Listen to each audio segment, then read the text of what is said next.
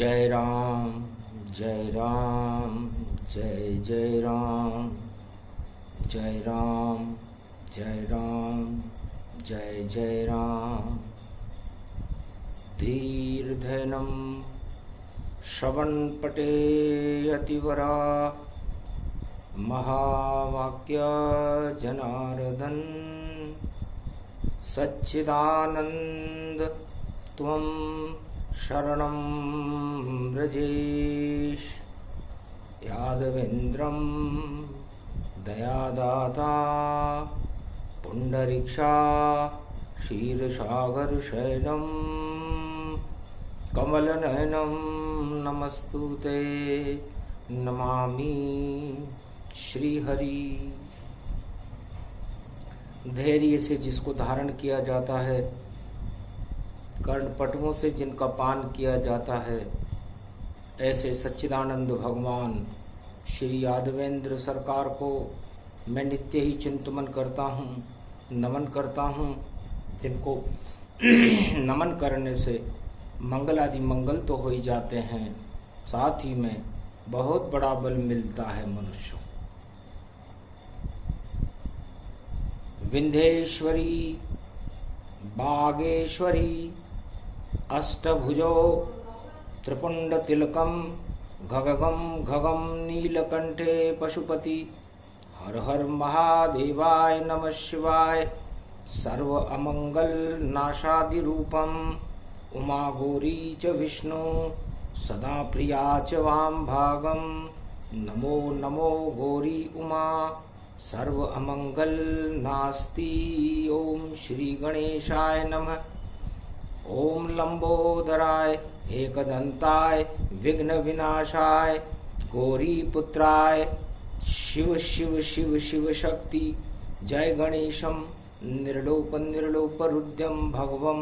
ओम श्री गणेशनाय गणानाय गणनायको वाणी विनायको वरसिद्धि विधियम समनीलकंठे शंकर सुवनम गौरीपुत्रम गजानंद गणपति गिरजा सुवनम। श्री प्रथम त्रिलोक देवता पूज्यते चरणारविंदम। चतुर्ध्यानम लंबोदर एकदंत गजानंद गणेश गणनायको करिवरवदनम सकल सिद्धिदायकम।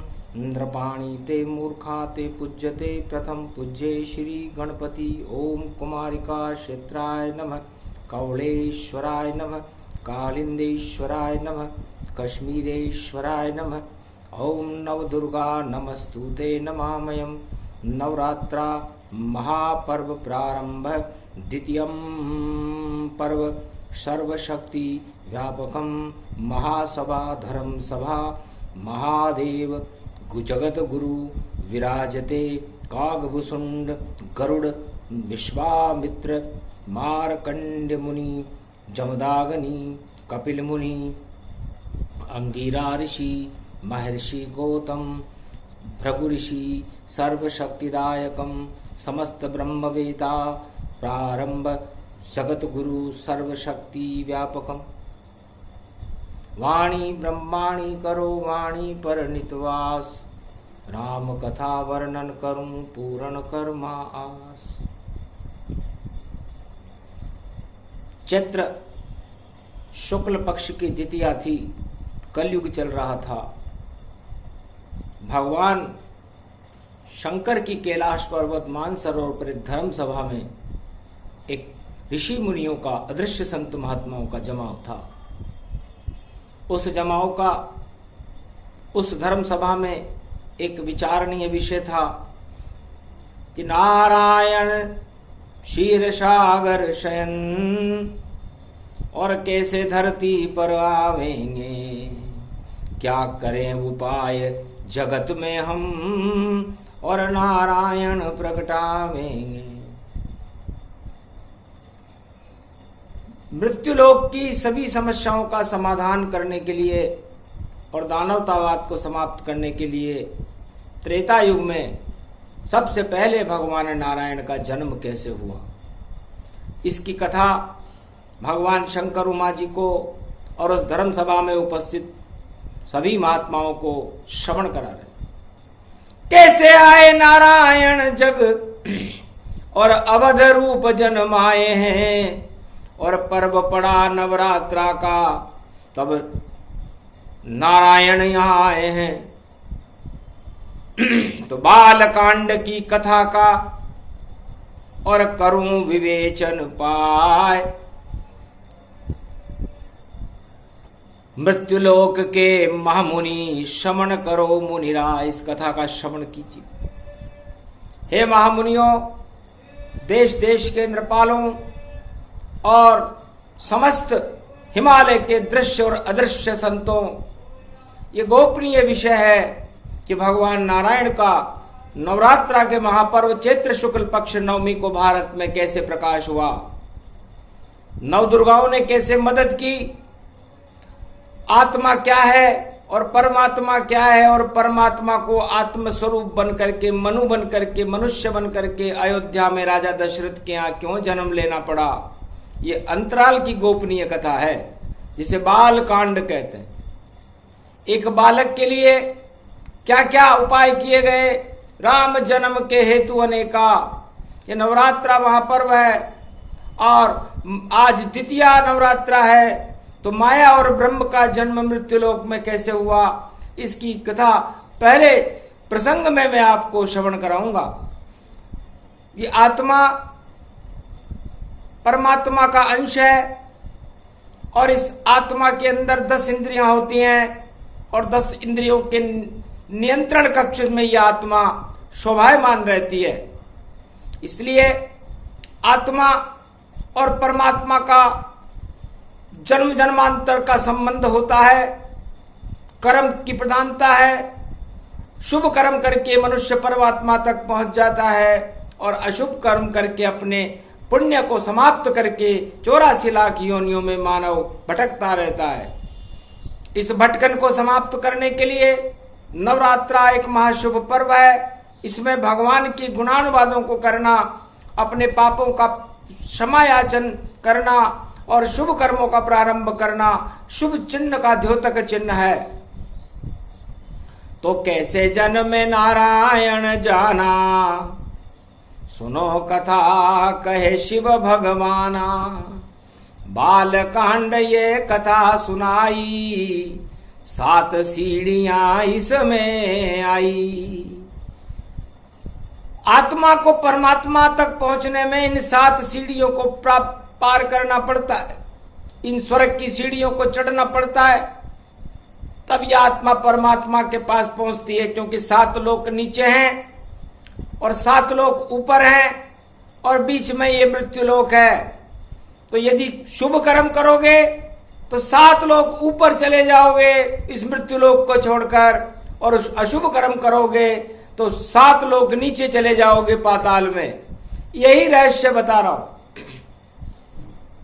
तो बाल कांड पहला हुआ, दूसरा अयोध्या कांड, तीसरा कांड अरण्य कांड और चौथा किष्किंधा मान, 5वां सुंदर कांड है, छठा है लंका कांड, 7 कांड उत्तरा है, उत्तर कांड गतिमान। तो इन 7 सीढ़ियों पर जो नवरात्रा की बेला में सप्तऋषि मंडल की कृपा से चढ़ जाता है, चढ़ने के 9 दिन, 9 दिन में ही चढ़ सके और चढ़े कयुनाय। ईश्वर शक्ति जपते रहो तो बैतरणी तर जाए। इस बैतरणी नदी से पार होने के लिए ये 7 सीढ़ियां हैं। तो सबसे पहले रामायण का नवरात्रा में शुभारंभ करते हैं। वर्णानामर्थ संघाना, वर्णन करते हैं इस रामचरितमानस का और उसका अनुसंधान करते हैं, क्योंकि नवरात्रा में इसका अनुसंधान अमृत के समान है, अमृत का पान है। जो मनुष्य नवरात्रा के 9 दिन तक इस राम नाम के अमृत को पी लेता है, इस भवसागर और बैतरणी नदी से पार होकर बैकुंठ में भगवान से जा मिलता है सुमुखी पार्वती। और महात्माओं, भगवान शंकर फरमाते हैं कि बड़ी चुनौती सामने, कैसे जन्मे श्री राम, नवदुर्गा की शक्ति थी और लिखे वाल्मीकि भगवान। सतयुग में वाल्मीकि रामचरितमानस का बालकांड लिख रहे थे और कलयुग में तुलसीदास जी ने संमत 1631 में रामचरितमानस लिखना प्रारंभ किया। आज 2078 है। तो सबसे पहला शब्द, वह शब्द की व्याख्या रामचरितमानस में की गई है। वकार में रामायण को लिखा गया है और वकार में ही रामायण को लय कर दिया गया है। इसका पहला शब्द है वर्णानामर्थ संज्ञानाम। बालकांड की शुरुआत यहां से होती है कि वर्णानाम, जिसके वर्णन करने के लिए, जिसके नामों को उच्चारण करने के लिए दुनिया भी लालायित रहती है, पूरा त्रिलोक लालायित रहता है, उसका अनुसंधान करना हर किसी के बस का रोग नहीं है। तो वह कौन है? वह विष्णु है, निराकार ज्योति स्वरूप है, जिसका वर्णन भगवान शंकर इस धर्म सभा में कलयुग में कर रहे हैं, जिसका वर्णन करना असंभव है, क्योंकि जो हरि चरित्र हरि रूप अनंता, सुनहि सुनाय सकल सुर संता। जो निराकार भी है वह विष्णु है और जो साकार भी है वह भी विष्णु है। इसलिए वह शब्द से ही रामचरितमानस का प्रारंभ सतयुग में वाल्मीकि ने किया और कलयुग में श्री तुलसीदास जी भगवान ने किया। ये दोनों ही महात्मा बड़े उच्च के हैं, जिन्होंने रामचरितमानस का अमृत सारे संसार को पिला दिया। खुद तो अमर हो ही गए, सारे संसार को भी अमर कर गए। और उस बालक में शक्ति क्या थी? उस भगवान को बालक बना दिया, वो चरित्र तुम्हें अब सुनाता हूं। कैसे बने नारायण रामचंद्र वह कथा मैं तुम्हें बताता हूं। तो देवता तो ये चाहते थे कि नारायण जैसी आत्माएं संसार में रहे, और दानव ये चाहते थे कि नारायण मृत्यु लोक में आए ही नहीं, और आए तो सबसे पहले विरोध हम उनका करें। यही देवासुर संग्राम का प्रसंग है। तो नारायण बुलवाने देखो और गुरु वशिष्ठ संकल्प किया, और राजा दशरथ को बुला लिया और बाल यज्ञ का कल्प किया। पुत्रेष्टि यज्ञ करने लगे। गुरु वशिष्ठ मुनिमान शृंगी ऋषि बुलवा लिए, कथा सुनो गुणगान सियावर रामचंद्र शंकर हरियो। तो शृंगी ऋषि को यहां बुलाया, अग्निदेव शृंगी ने आह्वान दिखाया, अग्निदेव आह्वान किया और आ गए वहां तत्काल। यज्ञशाला में अग्नि जल रही और देखो रूप विशाल। कहा शृंगी ऋषि ने, और लाओ खीर सागर की खीर, पल भर में ही बदल जाएगी दशरथ की तकदीर। तभी अग्निदेव ने और लाए खीर तत्काल, 3 भाग उसके किए और अवध जग गए भाग्य सियावर रामचंद्र शंकर हरिओम। धन्य धन्य ईश्वर की माया, जिसको कोई समझ न पाया। खीर से रामचंद्र जन्माया, भरत लक्ष्मण शत्रुघ्न पाया। ऐसे पहला बाल कांड ये, और रावण ने भी मदद दिखाया। रावण दानव सरकार था, फिर भी मदद दिखाए। राम जन्म में रावण का पूरा हाथ था भाई। सारे ऋषि मुनि चौंक गए कि जिस दानवता को समाप्त करने के लिए मर्यादा पुरुषोत्तम राम का भारत में जन्म ऋषि मुनियों की कृपा से हो रहा है, उसमें दानव शक्ति रावण अपना सहयोग कैसे कर रहा है?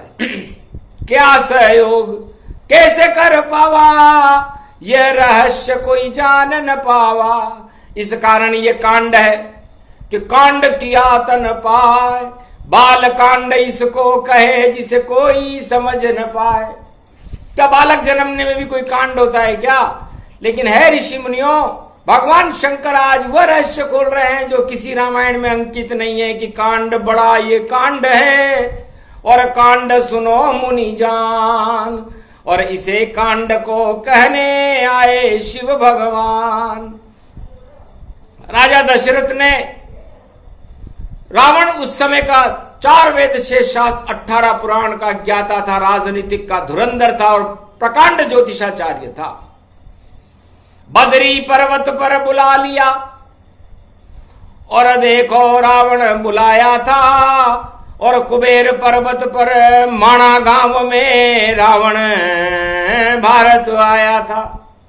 तब कहा दशरथ ने रावण से, तुम कैसे ज्योतिषाचार्य बने, और देखो मेरा भविष्य रावण कि मैं कैसे रूप संतान बने, मेरे भाग्य में संतान भी है कि नहीं है, क्या तुम बता सकते हो क्या रावण?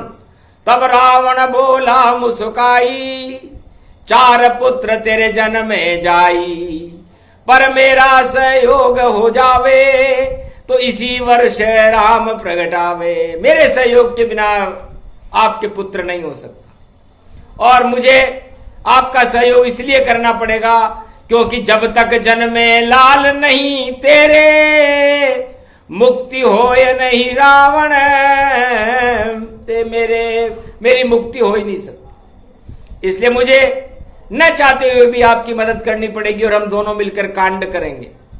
ये कांड किसी को पता नहीं, अब हम दोनों मिल जाते हैं और मैं पूरा सहयोग करूं तब राम जन्म यहां पाते हैं। तो राम जन्म में रावण ने और पूरा किया सहयोग, ऐसे योग जब बना तो जन्मे नारायण अवध स्वरूप, तब जाकर के अयोध्या में भगवान राम का जन्म हुआ था।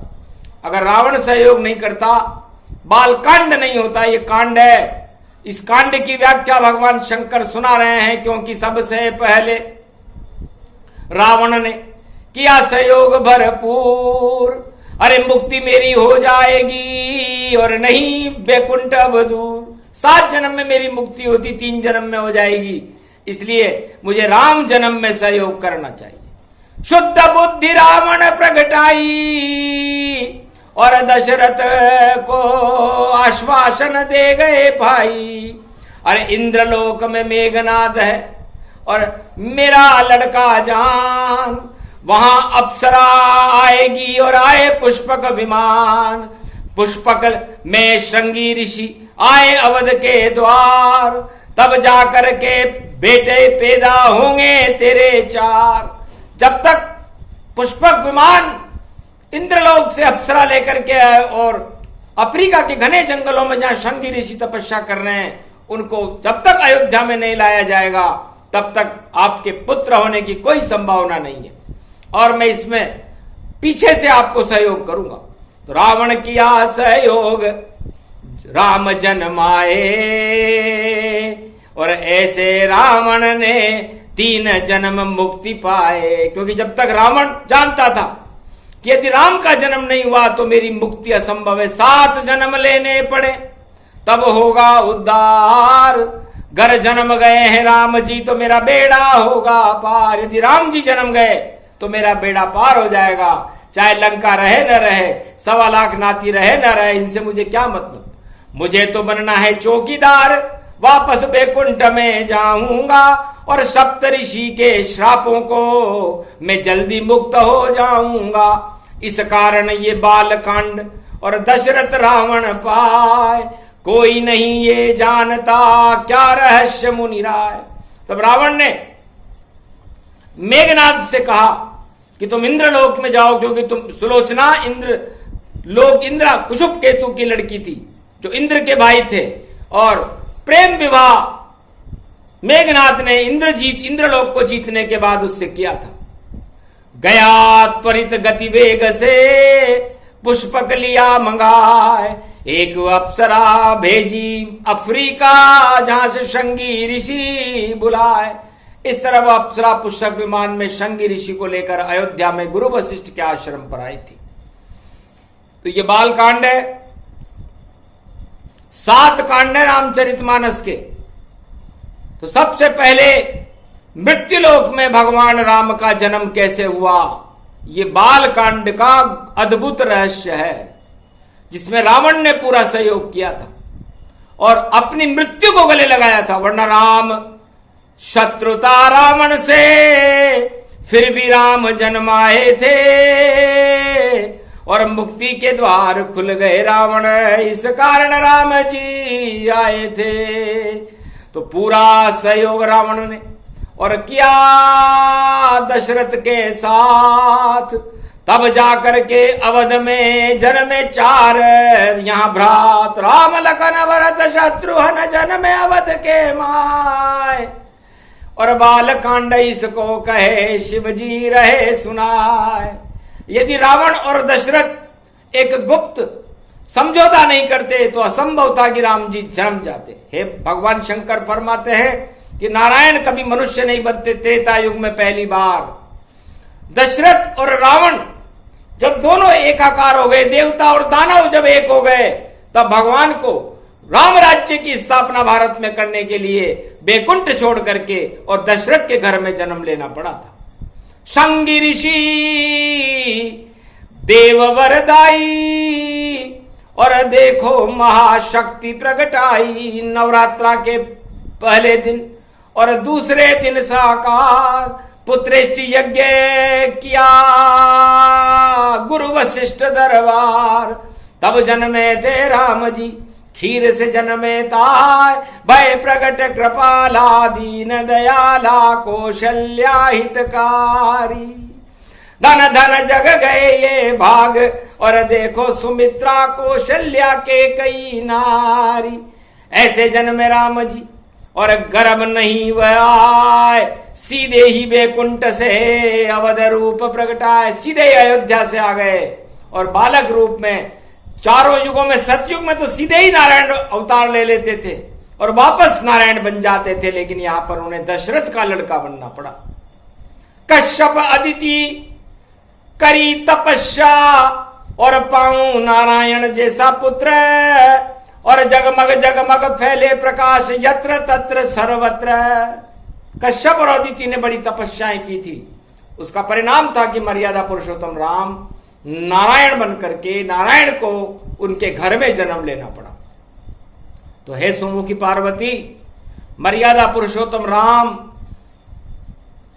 नारायण का पहला अवतार है जो त्रेता युग में हुआ। सतयुग में कोई अवतार नारायण ने नहीं लिया, और जो लिए कच्छ मच्छ वरा नरसिंह ये और राजा बावन जान, ये सब सीधे अवतार थे और नहीं गर्भ गतिमान। ये गर्भ में नहीं हुए, सीधे ही हो गए। लेकिन पहला गर्भ में अवतार भगवान राम का त्रेता युग में राजा दशरथ के यहां हुआ, जिसे मर्यादा पुरुषोत्तम राम कहते हैं। और यह अवतार दशरथ और रावण दोनों ने सहयोग किया, त्रिलोक की सारी शक्तियों ने, नवदुर्गाओं ने सहयोग किया, 33 करोड़ देवताओं ने सहयोग किया, तब जाकर के ये संभव हुआ था। इसे बाल कांड कहते हैं। बाल का मतलब बालक, युवा, वृद्ध, नर नारी, सब ही राम राज अधिकारी। तो बालक जैसा स्वभाव जो मनुष्य अपना बना लेता है इस मृत्युलोक में, उसे भगवान मिल जाते हैं।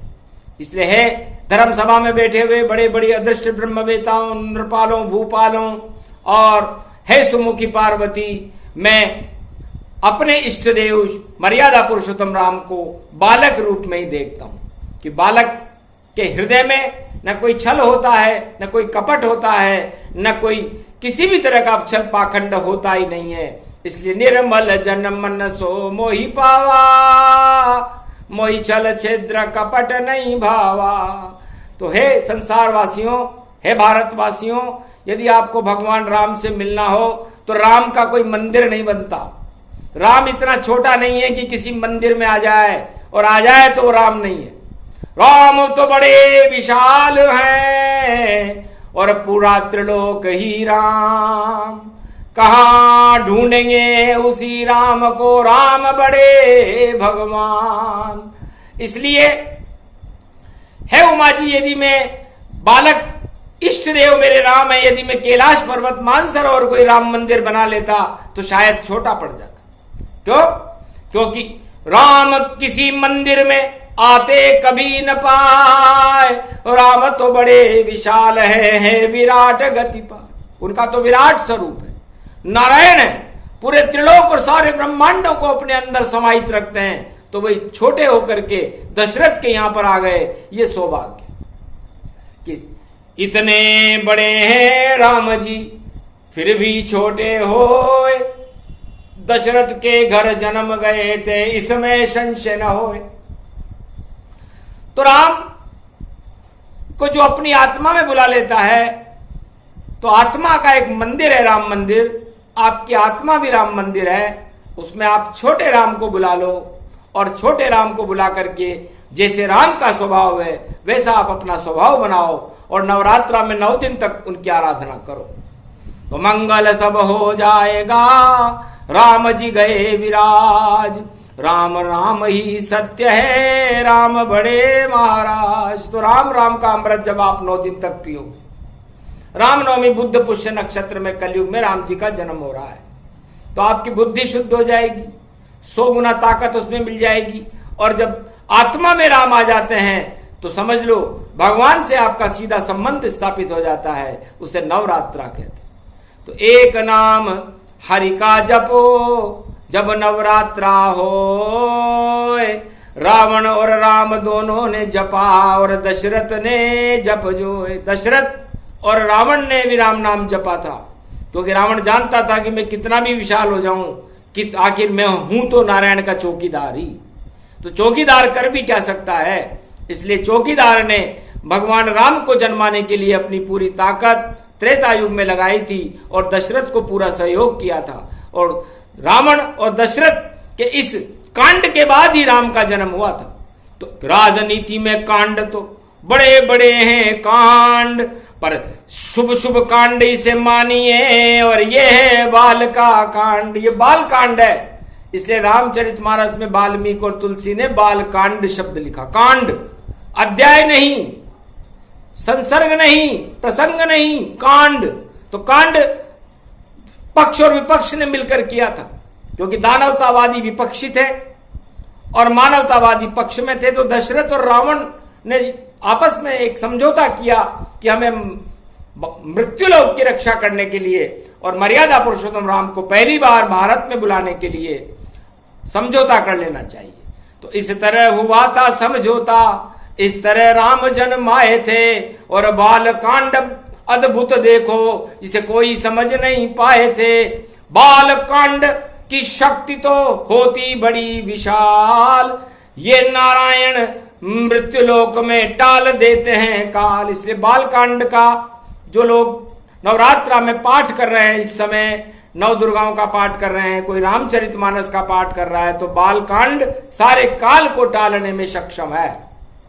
आज बुधवार का दिन है, सूक्ष्म अति सूक्ष्म ये प्रसंगा, और इसमें बहे धर्म की गंगा। ऐसे जन्मे राम रघुराई, भारत भाग जगाने आई। पहले त्रेता युग में देखो हुआ राम अवतार, दशरथ के घर जन्मे थे नारायण सरकार। सियावर रामचंद्र शंकर हरिओम। और जन्म शक्ति और वेद मंत्र शंगी ऋषि से पढ़वाया था, और पुत्रेष्टि यज्ञ किया जब शंगी ऋषि ने, तब खीर अग्निदेव लाया था, उसी खीर से अमृत से और जन्मे 4 लाल। भरत लक्ष्मण शत्रुघ्न और राम रूप विशाल। ओम श्री राम रामाय मनोरमाय सहस्त्र नाम तत्तुल्य राम नाम वरानने। हवि तस्मयो श्री रामचंद्राय राम भद्राय राम रामाय। पुत्रेष्टि यज्ञं प्रारंभ शंगी ऋषि अग्नि देवानम। वरुण देवताहनम चंद्र देवता इंद्रो देवता आहनम आहनम। सर्वज्ञ शक्ति क्षीरसागर महाशक्ति तेजोमयो तेजपुंजम। महादेव ऋषि महाशक्ति अमृतमयो कमलासनम। नारायणम शांताकारं भुजंग शयनम। सर्वशक्ति निराकार निर्लेप ज्योति स्वरूपम। आहनम आहनम महाशक्ति तेजोमयो शक्ति। नवरात्रा महापर्व बाल कांड प्रारंभ। प्रथम चरणम निराकार ज्योति स्वरूपम गर्भस्थ कौशल्या के कही स्वमित्रा गर्भधारणम तेज पुंजोमयो सर्वशक्ति तेजोमयो हव हव हवि हवि समृत्यम गुरु वशिष्ठम वेद मंत्र तर्तम सर्वशक्ति अग्निमयो देव देवो शक्ति सूर्य उच्च वंशम मेष राशि प्रवेशम 14 अप्रैलम 2078 भगवान राम कल की अवतार प्रारंभ सर्वशक्ति देवत्यम समर्प्यामि नमः प्रथम पूजा च यज्ञम यज्ञ देवता हवि श्री गणेशाय नमः लंबोदराय गणपतानाथाय वीणा पुस्तक धारणी सरस्वती ओम नमः शिवाय ओम हनुमंताय नमः हवि हव्यो हवा संसर्द यागदातनम दानानांताता स्वाहा। शंगी ऋषि के वेद मंत्र से और हिला त्रिलोक तमाम अग्निदेव की शक्ति से प्रगटे राजा राम। इस तरह भगवान राम का जन्म हो रहा है। बोलो श्री मर्यादा पुरुषोत्तम राम की जय, देव शक्तियों की जय। कलयुग में ये प्रसंग बड़ा विचित्र है और 2021 के बाद भारी परिवर्तन होगा। राम राज्य की परिधियां सारे संसार में फैलने लग जाएंगी और कल के अवतार का प्रकाश सारे संसार में प्रकाशमान होगा। ये बाल कांड का पहला विवेचन की सूक्ष्म रूपांतर रेखा है। भगवान शंकर ने उमा जी को सुनाई, संत महात्माओं को सुनाई, देश देश के नृपालों को सुनाई। ये प्रसंग जो भी सुने, ये पहला प्रसंग गति जान। बाल कांड तो बड़ी शक्ति है, स्वर्ग की सीढ़ी मान। तो पहली सीढ़ी पर सारे भारतवासी सवा अरब भारतीयों को चढ़ाया। इसे बाल कांड कहते हैं। अयोध्या कांड की व्याख्या गुरुवार के दिन भगवान शंकर सुनाएंगे। इस तरह 7 कांड नवरात्र में सुनाए जाएंगे। उसके बाद भारत बैकुंठ की सीढ़ी पर चढ़ जाएगा। बोलो जय श्री राम। ये प्रसंग जो भी सुने, बालों कांड प्रसंग, राम कृपा हो जाती है और बरसे राम के रंग। एक नाम लेते रहो जब तक चले नवरात्र, आप भी बन जाओगे ईश्वर की कृपा के पात्र। बोलो जय श्री राम।